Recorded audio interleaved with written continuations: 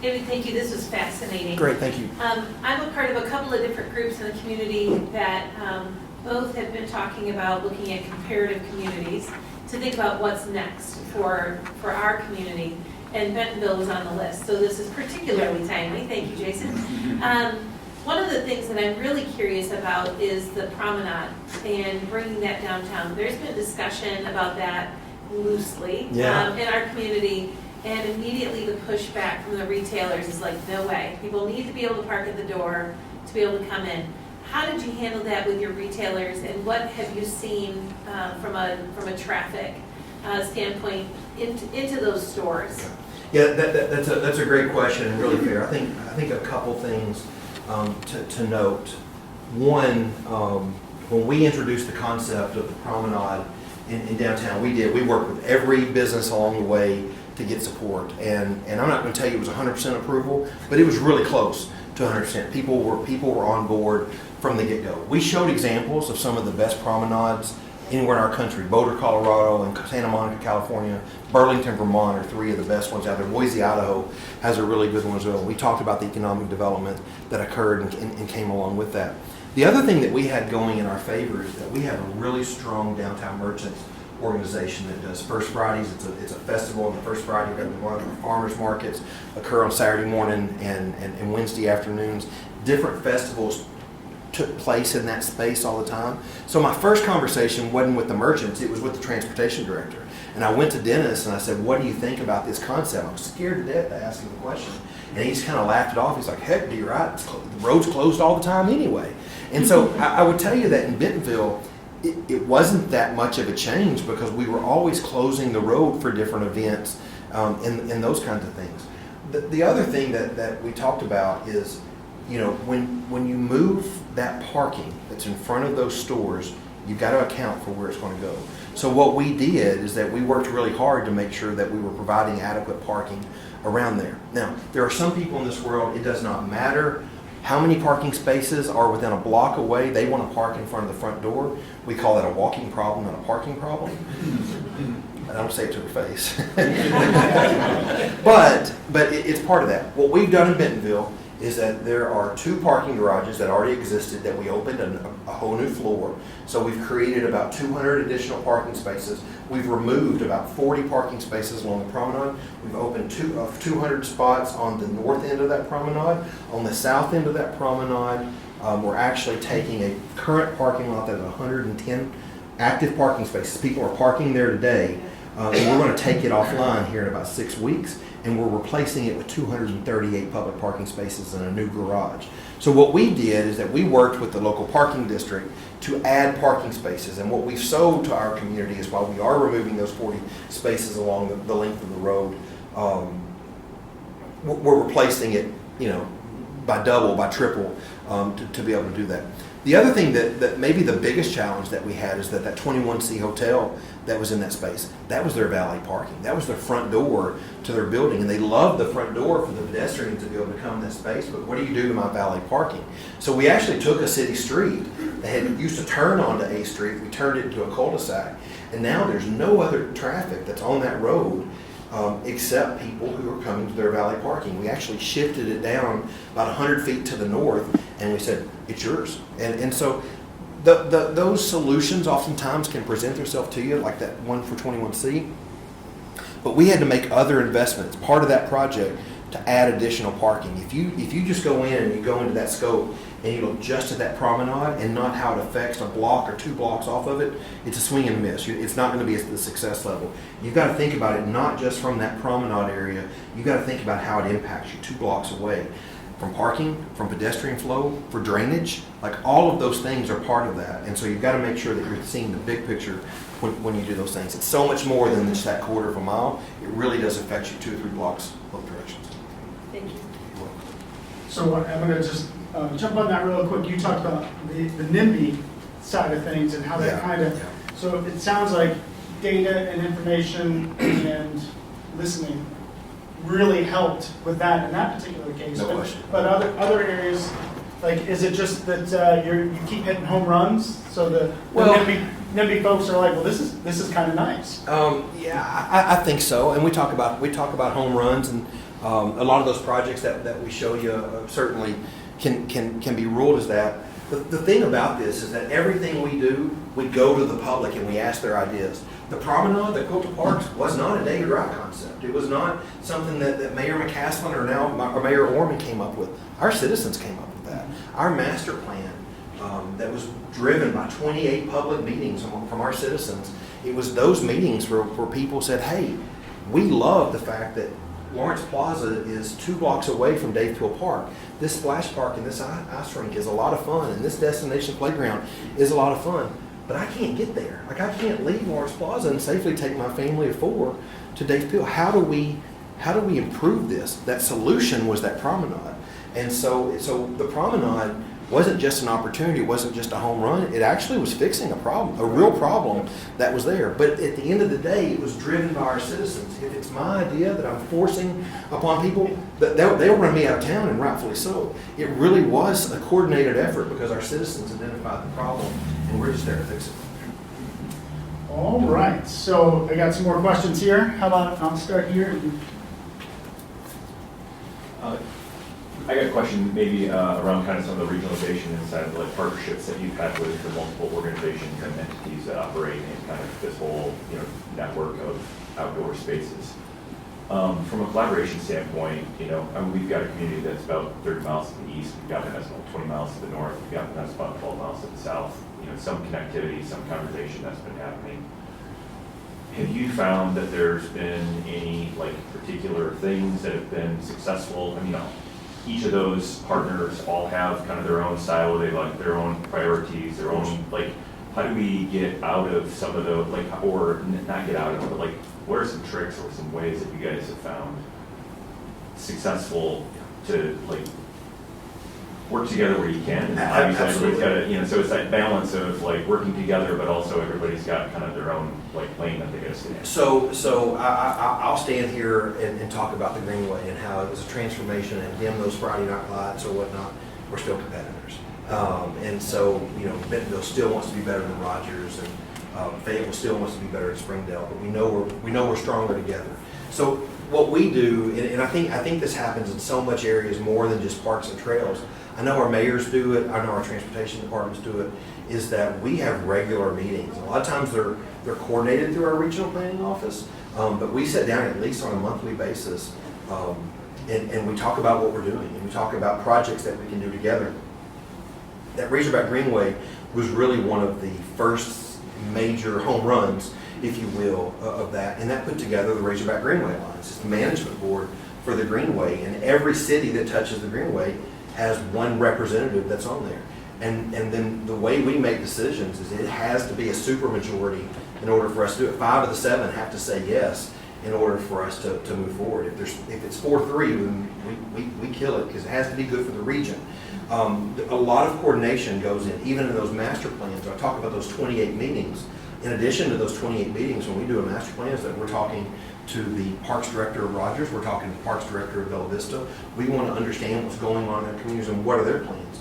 There's no Rogers has a fantastic water park. It rivals a Whitewater or Wet and Wild. It's a commercial quality water park. There's no reason for Bentonville to ever build anything like that because our citizens can drive to their community and use that. It's the same thing as that rec center that I showed you. It's 10 years old. It was an $18 million facility when we built it. There's no reason for Rogers to ever go out and build anything like that, or at least at the time, because their citizens can just cross a highway and use that. So we build facilities and understand things that each other has so that we're not duplicating services, so we can all best serve our residents in the long run. At the end of the day, Quentin Harris, who's the Parks Director at Rogers, he and I are on the same team. We talk to each other on a regular basis, and that doesn't just help us from a planning perspective, it helps us with a management perspective.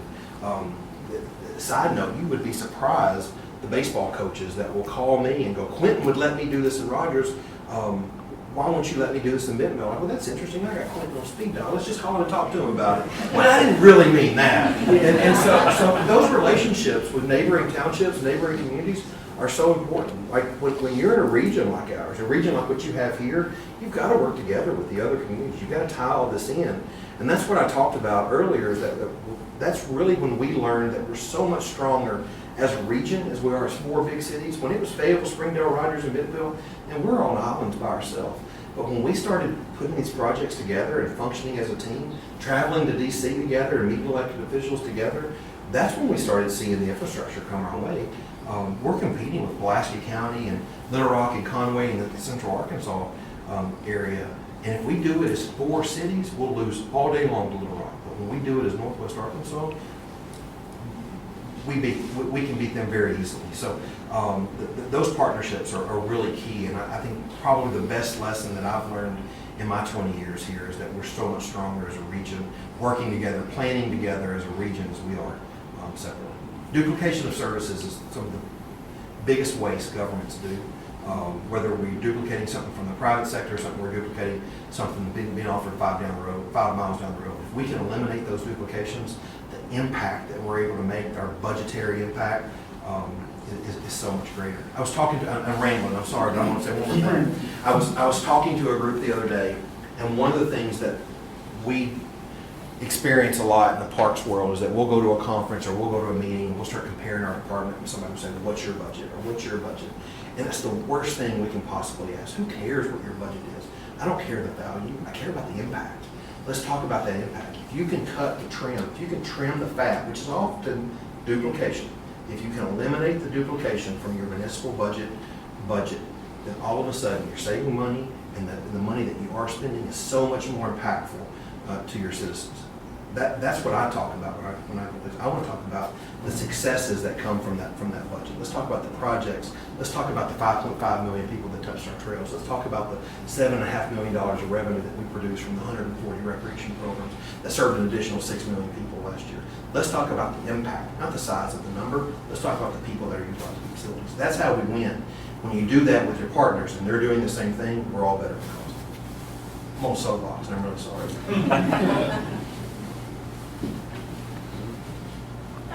We went to Bentonville twice in this last year with my family of 6. I have a 7-year-old that did 15 plus miles every day. Oh, wow. Staying in Bella Vista, biking all the way in. Your promenade, he even turned around and he said, Mom, I'm so safe. Like, tell me another space that my kid can bike 15 plus miles for a whole week. We did it almost every day, biking into town. And he's noticing your art. I mean, we're stopping, we're climbing the turtle. Yeah. We're stopping at the bridge because it whistles with the wind. Yes. I mean, it's just Isn't that cool? so cool. Yeah. And he's noticing all of that. We saw that fire truck and Yeah. he feels safe out there. He's seeing that. My cargo bike can hold my kids' Strider bike, so we're stopping. The kids are doing the bike park. I'm about to take you on the road. You're doing a better job. It's so good. And your kids were in school when we were there, so we're seeing, we're getting ice cream, of course, every day at Walton Fine Dine. And we're seeing these parents in cargo bikes, and we're also seeing 8-year-olds leaving school together and biking into town. So my 9-year-old is seeing these other kids biking. And then I think the other thing worth noting that I don't think data can collect, my children are getting cheered on by people while they're biking. Like, tell me another place that I can go where my 7-year-old is going to bike 15 miles a day, feel encouraged, cheered on. Like, that's a place we want to keep coming back to. My husband's having fun. You're welcome to. Yeah, but my 7-year-old did what you have on the picture right behind you. I'm on the cargo bike waiting for him, but they're stopping and mountain biking. So I think that's the other interesting thing is, like, I don't think data collects that piece of happiness. I agree. And my kids see active people, like everybody's walking. That promenade's full of people out walking, running, having lunch together. Like that stuff you can't measure. And so I think that piece needs to just be said. It's like people moving their bodies together are happier people, right? You're exactly right. A healthy city's a happy city. Totally. And we feel that, right? And that's why, we're driving 11 hours with 4 children in the car. That part's the tricky part, right? Yes, But it's worth it. We know when we get there that our kids are going to be moving with us, and we're going to be, and then the safe piece is really huge. Like, it is tricky to bike with young children, through a town, but you have thought through that. And even like my husband and kids kept biking, and I took the younger ones to your library, took advantage of your story time there. It's right there, and bike lanes to get there. So I just wanted to make note of that piece that the data doesn't collect, is that happy piece. And that's what's getting people out there and bringing us back, is that we're happy moving our bodies. Well, let me know next time you're there. I owe you lunch or something. That's awesome, thank you. Kind of related to that question, you had that. Oh, good, oh, good. I'm not going to be as good as her, that was amazing. But you had that map of the city streets that was overlaid with the white network. Yes, ma'am. And thinking about what she was just saying about safety, and her kids being safe, they could just get on and ride. What's the range of infrastructure that's present on those streets and along those pathways, like from painted lanes to protected cycle tracks? And what was the process of putting that together and making those decisions? So well, first of all, the process was done by a consulting firm. We hired Tool Design Group to come in and create that. It's really based on destinations, it's based on rooftops and getting the network access to as many people as we possibly can. We think 81% is a pretty darn good number, and so if we can achieve that by the 10-year mark, we'll be really happy. You know, the type of infrastructure oftentimes is determined in a joint decision. I say that, well, and I'm probably giving myself too much credit. The decision lies with the transportation department. At the end of the day, they have the final say. I do think they give me a seat at the table, and I do think they allow me to influence some of the decisions, whether I agree with where they end up at or not. I think I can give a decent perspective from the cyclist and the pedestrian, where they're certainly the experts in how do we move as many vehicles through as we possibly can. I'm able to maybe raise my hand and say, please think about these kind of factors. And so I think for the most part, our transportation department feels most comfortable oftentimes with the side path trail. There's a 5-foot to 8-foot barrier on the back of curves, so there's turf and trees, then there's our 12-foot wide path as all part of the right of way. I think our transportation department feels best with that. Quite frankly, I think the family of 4 with 2 young 8-year-old kids feel safest with that. So I don't ever argue that. The areas where I really want to contribute, and a lot of times the biggest challenges lies with RDOT, Arkansas Department of Transportation, is intersections. And how do we make sure that we're comfortable and safe as we're crossing the intersections in some of the busier parts of our community. I don't know that I've mastered that yet, and I don't want to say anything negative because we've just been up so much. The tunnels are lit, you didn't the tunnels- mention the- that. the And tunnels, there's yeah. art in the tunnels Yeah. too, like, I mean, really. We definitely, the tunnels have art, the tunnels have lights. We do that, we actually do that so we don't have graffiti in them. And so it's a preventative measure. And so the tunnels are there, but we can't build tunnels in every intersection. We just don't have the money to do that. So how do we create those soft infrastructure improvements? How do we time those timers that allow the bikes to get out in front of the cars that are turning right? How do we notify the car who's turning right, who's looking back off the left and not thinking about the crosswalk on the right-hand side? How do we say, hey, be mindful of the pedestrian that's going before you? All of those are things that we do in every single intersection that we're planning, that we're designing. It's part of that. But it takes that team effort because oftentimes our civil engineers are designed to move the cars, they're designed to build the road. We don't knock that against them, that's what they went to school. But my job is to remind them of, hey, don't forget the pedestrian, don't forget the cyclist. As we build that infrastructure, we got to think about everybody in that safety. It really is a teamwork approach. I love that answer. Having a seat at the table, having the data, and then being able to express that is so important. No doubt. Really quick question. You keep talking about Northwest Arkansas. So did you guys do kind of a branding exercise? Does that mean the same thing to you as it does to somebody Yeah. in So Fayetteville? you know what? I think there's 2 things that we talk about when we talk about branding. We talk about Northwest Arkansas. And Northwest Arkansas is geographical, and it's a term that we've used. You know, I've been in Northwest Arkansas since the early '90s. I've heard leaders talk about Northwest Arkansas since the day I arrived. So I don't know that there was a lot of branding exercise going into Northwest Arkansas. The branding that we have done is when we talk about projects like Oz Trails, when we talk about our trail network and the trails that we're building in Benton County, in Bentonville and Bella Vista, along with the trails that they're building in Fayetteville and Springdale, Lake Weddington area and some of the areas further south of us, is that we recognize that when somebody travels from Holland, Michigan, they may not want to ride just in Bentonville the whole time. There's great trails in Fayetteville, and we want you to see it. So what we really did, in collaboration with the regional planning, in collaboration with the Walton Family Foundation, the Walton Family Foundation loved the idea and helped us really, bring in a top-level designer, a top-level branding firm to help us to put it together. But they hired a marketing firm out of Birmingham, Alabama, who developed the whole word Oz Trails, and it's based on Ozarks, the Ozark mountain range that we're in.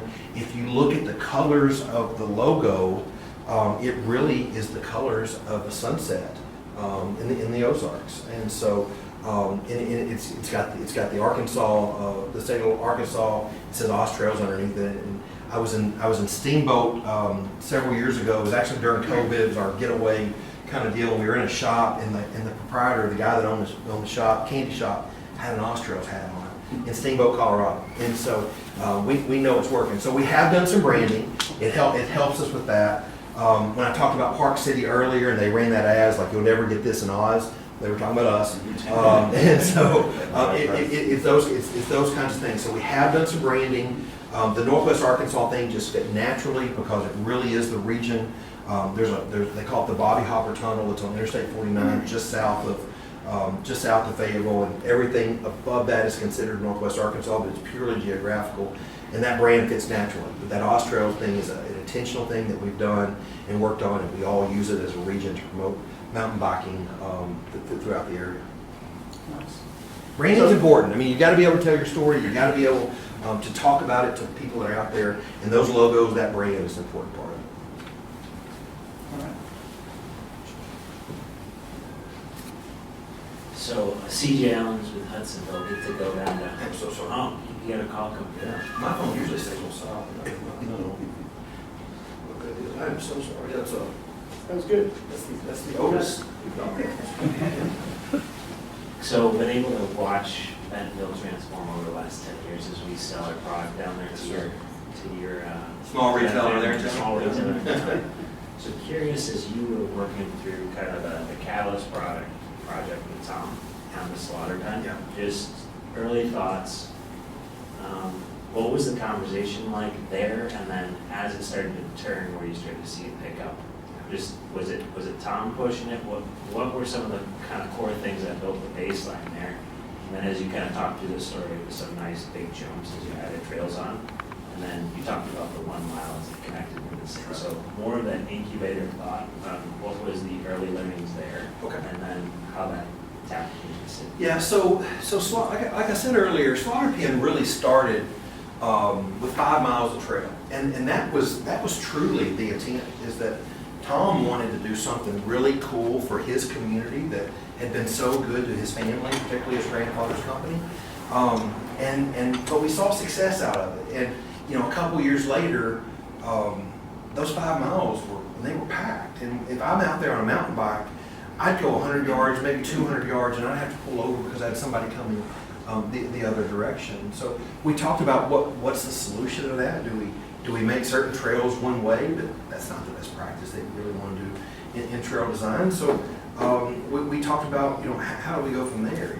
The second 5 miles were because we started talking like, hey, the 5 miles are packed, and Tom certainly had a vision, but he wasn't imposing it on anybody. He knew what we could do with the land out there, but it took us going to him or going to the family and say, what do you think about helping us double the amount of trails? And it's 100% because of the use that was there. That's when Tom kind of spilled the beans. He's like, happy to do 5 miles, but I think we could do a little bit more. And so that's where phase 2 and eventually phase 3 of Slaughter Pen came and gave us that full 25 miles. At the end of the day, it's so important that the demand come from the users, not be forced upon the users, because all of a sudden the city will end up with a piece of infrastructure out there that nobody's really interested in. And there's nothing uglier than a public space that nobody's in. It ends up not being maintained well, not used well, and it becomes unsightly. And so you really want to make sure that infrastructure is built in a way, it's smart in a way that make sure people are using it, make sure the demand is there, and go from there. But also, what you can do to help with that 5 miles is promote it. Promote it in town. Make sure that you've got websites. Make sure you've got programs. Activate that space. So good quality programs in that 5 miles of teaching people how to mountain bike, do mountain bike camps out there in the summertime for school-age children, and different programs that you can put in there. One of the events that we used to have in that space was called the Slaughter Pen Jam. It was a mountain bike race. Did it every October. And I don't know, we'd have 200 or 300 people in the first couple of years. But by the time it was done, it had 1,000 people in it. And so activate those spaces with events to create that demand, and more happen. Tom had influence. Tom Walton had influence in helping that. But the demand came from the citizens. The demand came from people that was using it. My former mayor, who didn't care a whole lot for mountain biking, he wouldn't get in the way. He supported something from a recreation standpoint, but he didn't really care about mountain biking. But I heard him say to Tom and Stuart Walton one day, he's like, all I know is that I'm driving through town and I feel like half the cars have a bike rack on the back of them. He's like, I understand that there is something going on in this community. So allowing it to be organic was really important, and I think really important to our success. But there was intentional activation of that space to get more and more people out there and introduce the sport to them.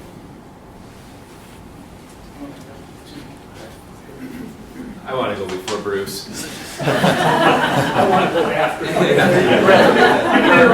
I'd rather. So this is actually a question I'm going to direct at Jason, and then maybe you can give him some feedback at this. So we live in a community that has multiple greenways, tons of green spaces, bike parks, organizations that run bike programs, a lot of the things that you're talking about. But I think what we're lacking is this asset map and regional plan that pulls it all together. So what's it take, Jason, for us to go from a conversation today to action? And you are the guy that is kind of in that seat, so and I don't want to be in that seat, so I'm going to push that over to you. What does that look like? Well, here, I'll even though I know I can talk about it. And then Bruce can talk once you're done. Okay, fantastic. So we just finished our non-motorized plan at the MAC. And what we were doing is we made sure we went to every one of our members, asked what's important. Some of them had non-motorized and trail plans already. So we wanted to make sure that their voice and their plan was, they could see it in our plan, but we wanted to make sure we knew where the gaps were. So now we can start prioritizing how we fill those in. And we're doing the trail counts as well. So we've started it, like we have kind of our base.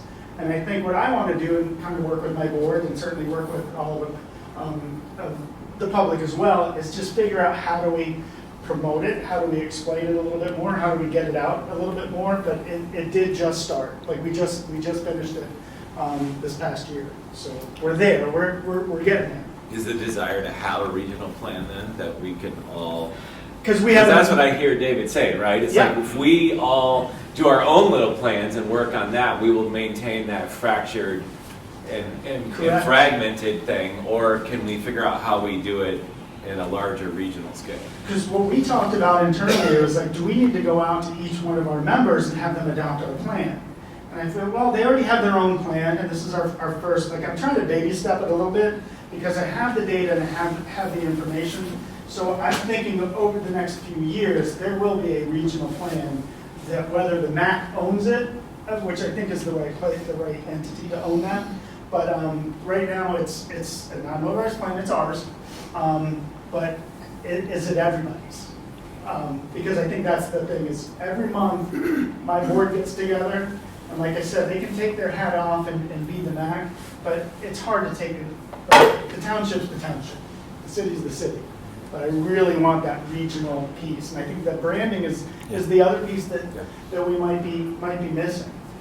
If we can get all of us on the same page, and then I can see in every member's plans that same whatever, if it's mountain biking, if it's trails, if it's economic development. It's connectivity. It's connectivity. It's people first. Absolutely. It's always people first. So one of the things we did, Jason, is that our regional planning did put together a regional plan, and they did create something for every community. What they did do is that the 4 larger communities, Northwest Arkansas, actually already had a plan. And so what regional planning came in and did is they took the plans of the 4 cities and they made it part of their regional plan. They didn't change anything in the city. They said, you've already been to your citizens. We don't need to change that, but we need to help the smaller, the Centertons, that's the 8,000 person community. We need to help the Pea Ridge, the 6,000 person community, the Farmingtons, the Goshens, those little towns that help make up Northwest Arkansas. We need to help them as well. And a lot of that is like, how do we just, again, using that Razorback Greenway that runs north and south through the entire region, how do we get the people that live in Centerton utilize, by way of the Bentonville Trail System, how do we get them to the Razorback Greenway? And so what do we do to help Bentonville and Centerton connect those dots or connect that infrastructure so the people who live in Centerton can still utilize the infrastructure? How can they, there's a lot of people that live in Centerton that work for Walmart Corporate. How can they ride their bike 5 miles to their office? And so it's those little things. It's easier said than done. Plans are a lot easier than action. But what I would tell you that the people in this room can do from action is help the cities, help the regional plannings, help the transportation planners that in the area, start helping them get access to build the infrastructure on. One of the hardest things I do is to get right-of-way acquisition or easement space to build the area. So if people in this room, if the business leaders of the communities can start identifying where these lines are on a map and say, one of these days this needs to be that type of infrastructure, then go to your city, go to the regional planning areas and start saying, hey, we've got 20 feet of space in the front area of our business and we're happy to donate it for future right-of-way. Those kinds of things help with that type of infrastructure, and it speeds the projects up so much when the municipalities or the regional, the county governments already have the easements in place to be able to do it. Sometimes building is the easy part. Once you start construction, there is so much work that's already been done that people never even really see. If you can help the cities and the counties and the planners get some of those easements in place, it makes life so much easier and really will make it quicker. I hope that answers that, Travis. No, that's good. And I'm right with you. That's the plan. That is the plan, is to really tie everything together. Well, as always, Travis stole my question, so I'll try. I think you and we talked a little yesterday, and I think there are a lot of natural resources. I mean, Yeah. Travis oversees 10% of the land in Ottawa and Allegan County, so whatever group we're going to get together, Travis better at least be able to have a vote on it. So, and this is just my opinion. I mean, I think you're in the top 2 park and rec departments in the country, because Thank you. my exposure to the Holland Parks and Rec group is pretty stinking good. Yeah. Thanks There's nothing wrong with silver. You can leave now, Andy. They're fantastic. You've seen a lot of the project stuff that's going on Yes, sir. right now, Yeah. and I think part of Travis is saying, hey, you have some centers that were really trying to coach us, react to it. What are you seeing here? We've got some waves. We like to catch waves when we can sense there's some stuff going on. But how would you coach us? And what do you like? And Well, first of all, I like everything. I said earlier, like of all the places that this job has allowed me to go, this is by far my favorite place that I've been. The infrastructure that you have in place, the sense of place that you have in downtown, it really is second to none. You're so much further ahead than where we were 20 years ago. And I love the promenade space and what we've been able to create, but y'all had it for a while. And this isn't new. And the feel that you get as you walk in your downtown is so unique. And it's really something that you just don't take it for granted, because it's when people like me come in from outside of it.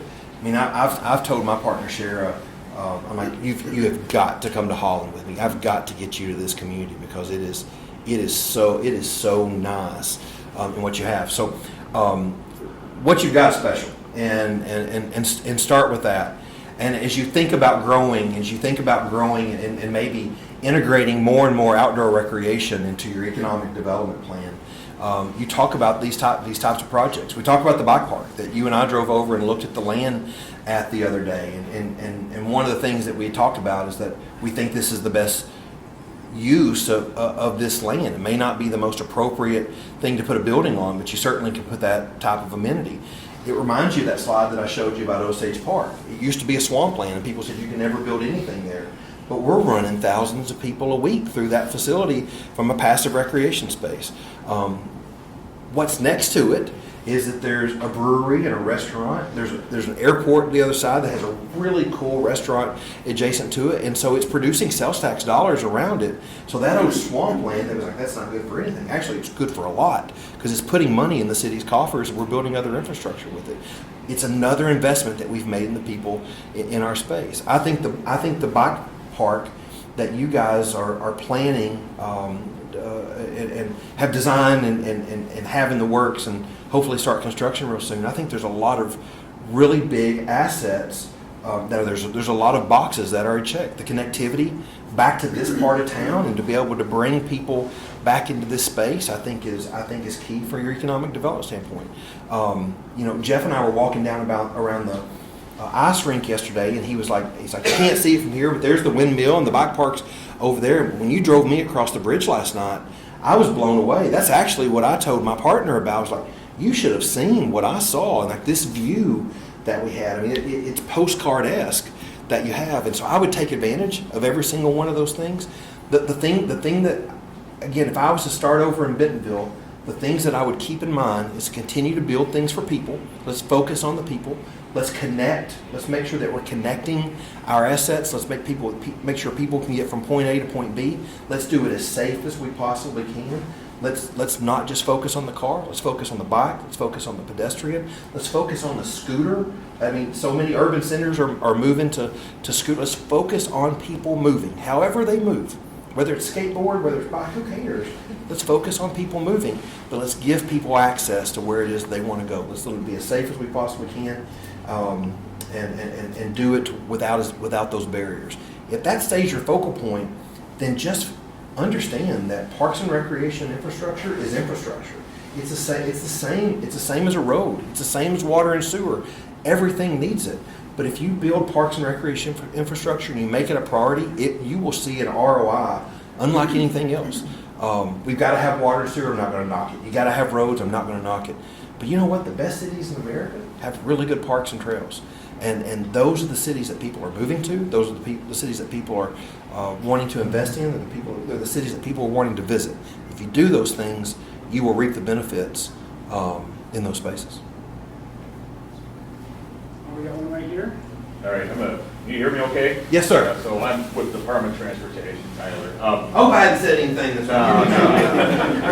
You're fine. Just because the question's been asked a few times, I do want folks to know, I don't know if there's anybody from West Michigan Trails here, but it's kind of I would say equivalent to your Northwest Arkansas kind of group that is more of a nonprofit group, but they do have kind of a master plan they just updated that has some of these regional connections in there, so I would suggest people look at that, or I can provide it with Chase and you can send her around. MDOT also has one. It's a little misleading. It's not MDOT plan. It's more of a West Michigan. What are some of the needs that are out there that the communities are doing? How do we find these regional connection pieces?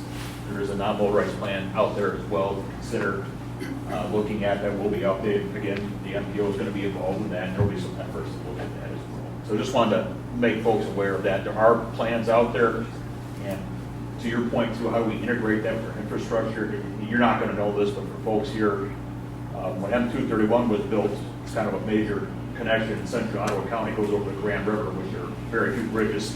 Sure. When that was built, that does include a very robust multi-use network on that bridge, because there was a desire by Ottawa County to look at something like that. Now we've got almost 80 miles of Grand River Greenway Trail, with that being a major connection. So there are elements of those in place. And you do have to dig around, but that's part of the process. So okay, getting to my question for you. Sorry, I don't know what the structure, government and organizational structure is like in Arkansas, Michigan, Missouri. Home rule, cities have responsibilities, townships, counties, MDOT, a lot of us. So it's really broken up regional agencies. Do you guys in Michigan? We're very proud of the asset. People are going to look at me like, what? We have an asset management strategy. Then we look at our infrastructure. Okay. And that's how we know we don't have enough money. We're in trouble. Yeah, sure.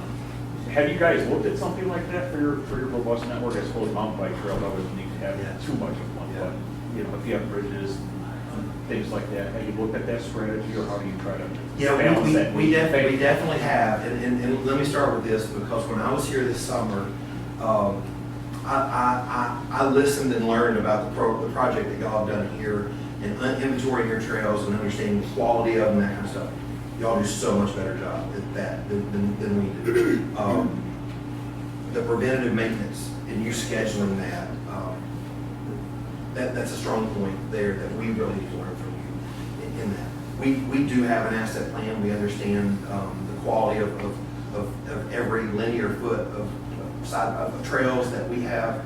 Our transportation department really focuses on the road. If it's behind the curve, that's when the parks department takes ownership. And so we monitor every one of those.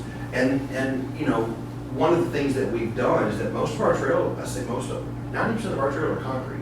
And we do that so that they will live longer. It's a better upfront investment. It costs more, but we find that it just long term it really helps us with that. I don't even asphalt even an option in this part of the country because as much freestyle as y'all would get. In Arkansas, we can do asphalt and work just fine. So I'm going to jump around and try to answer this question. Do we do it? Yes. Do we do it very well? No, we don't. We replace our sections of trail as an need basis. A lot of times Mother Nature forces that on us more than anything. We need to do a better job of that. And from what I have seen, you are the best. You're the best place in the country that I've seen that monitors that and at least schedules out that preventative maintenance. Do a really good job. What the parts that I've seen, I haven't seen the work, and I've just seen the plans, I've seen the process, but I've been impressed with what I've seen. I wouldn't wade into the concrete versus asphalt discussion. That just. Yeah. There's two camps, that's for sure. I would No doubt. appreciate your opinion on it, but I'm not going to get into it. Let's share it after we adjourn. This is going really well, you know. So Hardy has a question over here, real quick, if you do, and then we have about 2 minutes. Thank you, Jason. David, I appreciate that people are at the heart of what you do, and a key people element is leadership, and you are an embodiment of that continuous leadership for more than 20 years. As you look forward to the future, how do you see that leadership continuing across different generations, across different sectors, to be able to sustain this contagious and forward vision people know had? Yeah. You know, we could talk all day long about setting up the people after us. You know, the thing that we've got to remember in the jobs that we have is that we're governing for decades, not days. You know, we have to make decisions that are going to benefit us 10 years down the road, not just the impact or the impulse decisions that we have today. And that's hard. That's hard sometimes, especially when you know that you need to do this project and there's a couple of neighbors that just do not want it, but you know that in 10 years you're going to regret if you don't do it. So it's really hard to teach those kinds of lessons. And quite frankly, and I say this as respectfully as I can, sometimes it's really hard to teach the elected officials. You know, those of us that work in this industry and have spent 30 years in it, it's hard to tell the newly elected person, it's your decision, and I'm going to respect it. I want to do whatever it is you say, but these are the factors you need to think about. It's so important to teach the young people that come into our world. You know, there's so much that you learn in college in the urban planning setting. There's so much that you learn in the volunteer world. There's so much that you learn as you come through here. But at the core of what we do, and it doesn't matter if you were in this profession in the 70s, the early 2000s, or you'll be in the 20s, 50s. At the end of the day, what we're doing is working for people, and we're serving people, and we can't ever lose focus of that. There's times that, I'm sure we've seen it, there's times that we lose focus, and we've done so much of this, we know what the public's going to say. We know what really the right thing to do is. But if you don't continue to go to the citizens and ask them what it is they want, if you don't let them feel like they have the ownership of it, they're not going to love it the way that they need to. We want our citizens to love our trails, to love our public spaces, feel like they own those things. And when you get there, by them being part of the design, the concept process, You've got to continue to build those young leaders. It is so important that we recruit top-notch talent. Just like the private sector, we've got to recruit top-notch talent to work for the public entities that we're in. It's really important. It's hard. It is so hard to keep up with the pay scales that the private sectors do. The benefits are really important, but one of the things that we talk a lot about, I'm really close friends with our human resources directors. We talk about those pay plans that we create, and we compare them with other government agencies across the state. And I said, I'm tired of you comparing me with Beebe, Arkansas, or Lone Oak, Arkansas. Those are small towns that at home cost half of what they cost here. I want you to compare us to Crossland Construction, or Flint Co. Construction, or compare me to Walmart, landscape architects that work at Walmart. Like, if we really want to recruit the best people, we've got to pay them in a way. So training the young people, recruiting the young people, and then helping them understand that what really is so important for us as we move forward is understanding that our work has got to be guided by the people. And if you build things for people, if the people design it, the people create the concept, the people will love it, they'll help you maintain it. They'll create an environment where you can walk up and down the street at night and a stranger from out of town will look for a piece of litter out of place and it's not there. It's that kind of thing, but it all revolves around the people, getting them involved early, keeping them involved throughout the process, letting them know that they own it after it's built. And we can't lose focus of that in our industry.